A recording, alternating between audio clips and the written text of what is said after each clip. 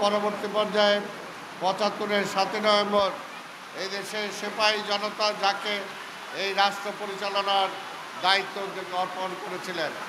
কেন দায়িত্ব অর্পণ করেছিলেন? কারণ ৭২ থেকে ৭৫ এই আওয়ামী লীগ রাষ্ট্র ক্ষমতায় থেকে দেশটাকে ধ্বংস করে দিয়েছিল। দেশের সেনাবাহিনী বলি, পুলিশ বলি, ছাত্র বলি, ব্যবসা বলি, বাণিজ্য বলি, কোথাও কোনো কাজকর্ম ছিল না, সব ধ্বংস হয়েছিল। সাধারণ মানুষ সেই সময় দুর্ভিক্ষপীড়িত হয়েছিল, না খেয়ে মারা যাচ্ছিল।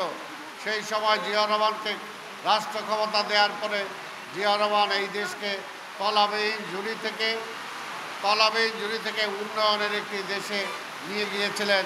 যে দেশের মানুষ না খেয়ে মারা গিয়েছেন, তাকে অন্ন দিয়েছেন এবং বিদেশে চাল রপ্তানি করেছেন। শিক্ষাঙ্গন সহ প্রতিটা জায়গায় ডিসিপ্লিন ফিরিয়ে এনেছেন। সেনাবাহিনীতে যে কাউন্টার চলছিল, সেখান থেকে সেনাবাহিনীকে শৃঙ্খলার মাধ্যমে ফিরিয়ে এনেছিলেন। গত ১৭ বছর ঠিক এমনিভাবে সেই আওয়ামী লীগ, সেই শেখ হাসিনা এই দেশটার দ্বার প্রান্তে নিয়ে দাঁড় করিয়েছে। কাজে আজকে শহীদ রাষ্ট্রপতি জিয়া রহমানের এই ৭ বার্ষিকীতে আমাদেরকে শপথ দিতে হবে এই ভেঙে পড়া দেশটাকে আবার জাগরণ করতে হবে, তাকে দাঁড় করাতে হবে এবং সেটার জন্য বিএনপি ছাড়া, বেগম খালেদা জিয়া, তারেক রহমান ছাড়া কোনো বিকল্প নাই।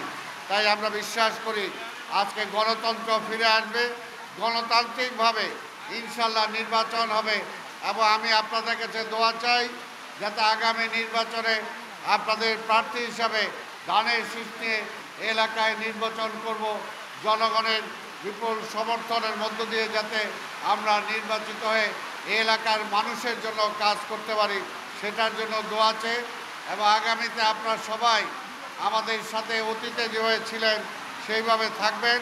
আমি আদাবর থানার প্রত্যেকটা নেতা, থানার নেতা, ওয়ার্ডের নেতা, ছাত্রদল, যুবদল, স্বেচ্ছাসেবক দল, ওলামা দল, তাঁতি দল, মহিলা দল সহ সকল অঙ্গ সংগঠনও ঐক্যবদ্ধভাবে এবং ডিসিপ্লিনভাবে সুন্দরভাবে আমাদের থাকতে হবে।